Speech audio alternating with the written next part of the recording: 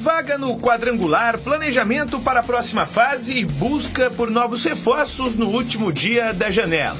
O ano no Brinco continua movimentado. E nada disso estaria acontecendo se o Bugre sofresse o terceiro gol do Tombense no último sábado. Uma classificação que ganha ainda mais destaque pela arrancada impressionante do Guarani nas últimas rodadas da Série C. Desde a chegada de Matheus Costa, a equipe alviverde está invicta com 3 vitórias e 2 empates. E importante lembrar ainda que qualquer derrota nesse período teria eliminado o Bugre na primeira fase. Eu estou muito feliz hoje aqui no Guarani.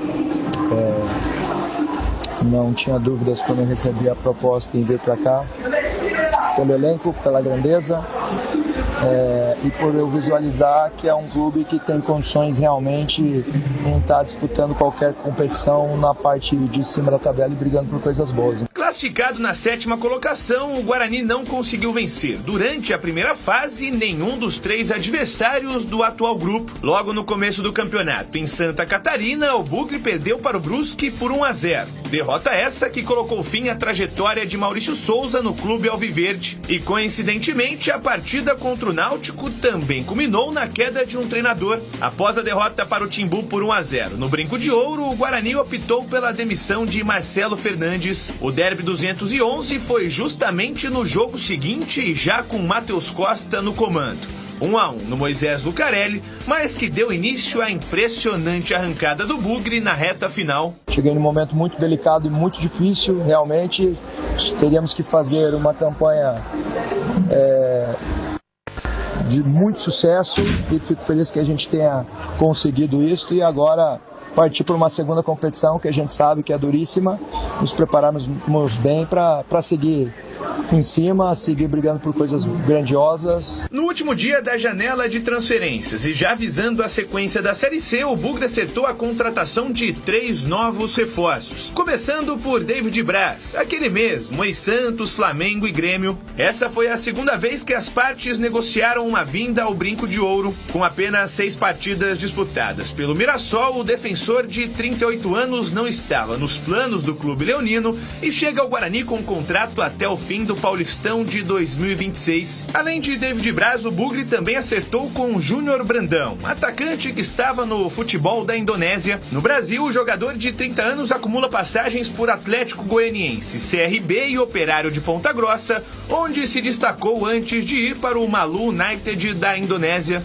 E para completar o trio de reforços, Gemerson também está na cidade de Campinas e será anunciado nas próximas horas como novo jogador do Guarani. O meia está de saída do Operário e será emprestado ao Bugre pelo Tombense, equipe detentora dos direitos econômicos do jogador. E outro assunto que veio à tona durante os últimos dias foi a situação do clube nas esferas judiciais. Depois de solicitar um prazo para o Guarani apresentar algumas certidões fiscais sob risco de falência, o juiz Felipe Guinsani voltou atrás e esclareceu em nova decisão que o Bugre não terá a falência decretada caso não apresente essas certidões. E em entrevista à Rádio Bandeirantes na noite de ontem, o advogado do Guarani, Otto Gibel, detalhou essa situação. O juiz teve uma grande hombridade de rever a decisão dele. E isso é uma coisa excepcional, espetacular. Ele entendeu que, apesar de não ter a certidão, não era o caso de falência, e eu volto a dizer, não está na lei que não tendo certidão convola em falência, ou seja, uma recuperação judicial venha a ser uma falência. O que está na lei é que para homologar o plano, precisa da certidão. Só que esse plano, Carlos, ele está homologado há mais de 12 meses, mais de 15 meses. O Guarani está pagando a parcela em dia dos credores, o que é muito difícil num clube de futebol, mas eles estão fazendo, a diretoria toda, o Conselho Fiscal está fazendo um trabalho sensacional. Então o juiz ele entendeu que nesse caso não era o caso de falência. Ô Breno, falando mais a respeito das 3 contratações, a janela fecha hoje. E esse Gemerson, né, foi contratado, o último anunciado aqui na reportagem do Vinícius Abarca. Jogou com Matheus Costa no Operário, indicação do treinador do Guarani. E aí, Breno? Bom, Batista, pelo que eu fui pesquisar, foi o seguinte, né? O Gemerson já estava no monitoramento do Guarani há algum tempo, né? O jogador que é meio atacante, ele é destro, então é um jogador, por exemplo, o Diego Torres, ele não tem substituto. Ele é um meia do Guarani, não tem substituto. O Guarani procurou um substituto, que é esse jogador. E ele pode jogar também, quando o Isaac não tiver, jogar no lugar do próprio Isaac. A outra situação, né? O atacante que o Guarani contratou, Júnior Brandão, esse jogador estava na Indonésia, trabalhou no Operário Ferroviário com o Matheus Costa, então é um centroavante também que vem para o lugar do Bruno Santos quando o Bruno Santos não tiver, porque o Bruno Santos não tem jogador reserva. E o David Braz, que eu acho a contratação mais importante, por quê? Porque o Alan Santos está machucado, o Alan Santos não deve jogar o derby. Então, quando o Alan Santos não está ou quando o Rafael não está, o Guarani não tem outra opção, o Guarani está a pé. Os zagueiros que o Guarani tem, a gente falava muito do goleiro, né, do Andrei, e daí veio o Dalberson, mas o Guarani, tirando o Rafael e tirando o Alan Santos, não tem zagueiro. Por mais que o David Braz não esteja jogando no Mirassol, né, não estava jogando, só jogou 6 jogos, eu acho que ele, com uma venda no olho de cadeira de rodas, ele joga mais do que os outros zagueiros do Guarani. O problema é que o David Braz não joga desde 8 de fevereiro pela equipe do Mirassol. Está há muito tempo inativo. E com relação ao Alan Santos, ele tem uma lesão grau 2. O Guarani vai tentar recuperá-lo, mas é muito difícil. Está fora do campeonato. Está fora. Difícil a recuperação.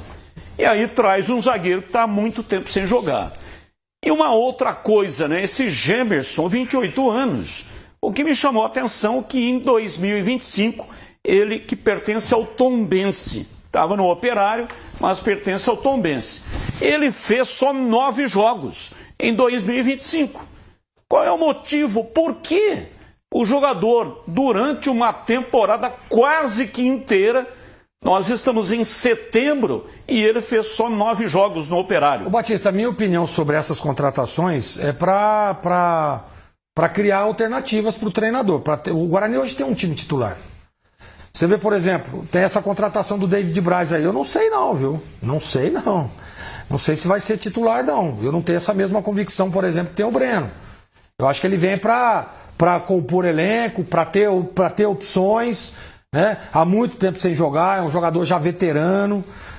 Mas é um jogador experiente e tal. É legal você ter no... Tava falando de CH agora em off. Ainda mais num campeonato, numa reta final aí. Mas eu não sei se ele vem para ser o cara, não. Na ausência do Alan Santos, por exemplo. E os outros dois aí, a mesma coisa. Vem para você ter peças de reposição.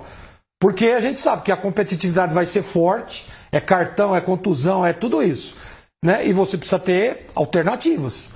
Para mim, essas três contratações é justamente isso. Para que tenha peças de reposição para o Matheus. Fato, não vejo nenhuma das 3 contratados para vir e chegar e jogar. E para você, CH? Bom, o que tem de positivo pela contratação do Gemerson e do Brandão é que o treinador conhece os dois. Tudo bem.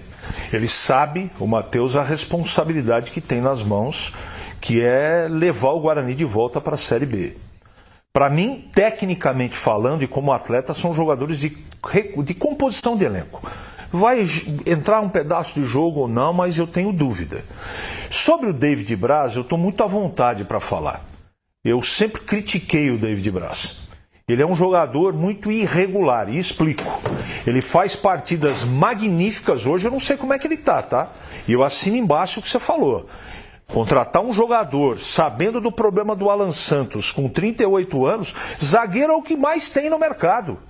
Eu não optaria por ele. Já que o Guarani optou, sorte a ele, é bom profissional, todo mundo respeita, mas tecnicamente ele é um cara que faz partidas memoráveis e falha grotescamente em outras.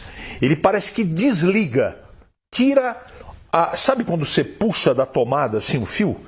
Então é assim que eu enxergo e sempre enxerguei o David Braz. Ótimos momentos e momentos ruins. Não seria uma opção que eu faria. Ô Breno, você tem informação do Dentinho? Ele esteve ausente no jogo em Tombos. Mas qual é a lesão do Dentinho?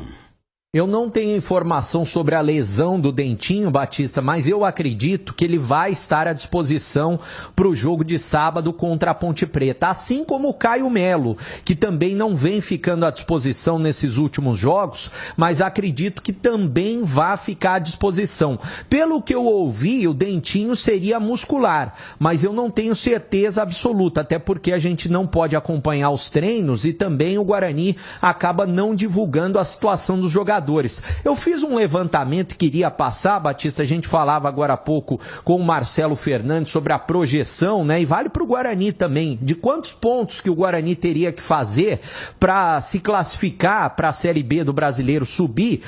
2020, os times subiram, segundos colocados, com 9 pontos nos dois grupos, Londrina e Brusque. 2021, os times subiram no primeiro grupo, Criciúma com 9, no segundo grupo, o Novo Horizontino com 9 também. 2022, Botafogo de Ribeirão Preto subiu com 10 no primeiro grupo, Vitória subiu com 9 no segundo grupo. 2023, Paysandu no segundo grupo subiu com 10 e o Operário no primeiro grupo subiu com 7 pontos, acredite se quiser. Já no ano passado, Remo subiu com 9 no primeiro grupo e a Ferroviária no segundo grupo subiu com 10. Ou seja, com 9 existe a possibilidade de subir, com 10 é garantido. Dá uma olhada aqui, jogos do Guarani, segunda fase, Campeonato Brasileiro. Largada no sábado no Brinco de Ouro. Esse jogo terá transmissão na tela da Band, 5 da tarde. Aí o Guarani sai contra o Náutico, partida marcada para as 17 horas no Aflitos, dia 13. Aí em casa é um domingo, dia 21, pega a equipe do Brusque. 19 horas esse jogo. Aí no sábado sai contra o Brusque, aí já é o segundo turno. Então termina o primeiro turno contra o Brusque e inicia contra o Brusque lá no Augusto Bauer, 19h30.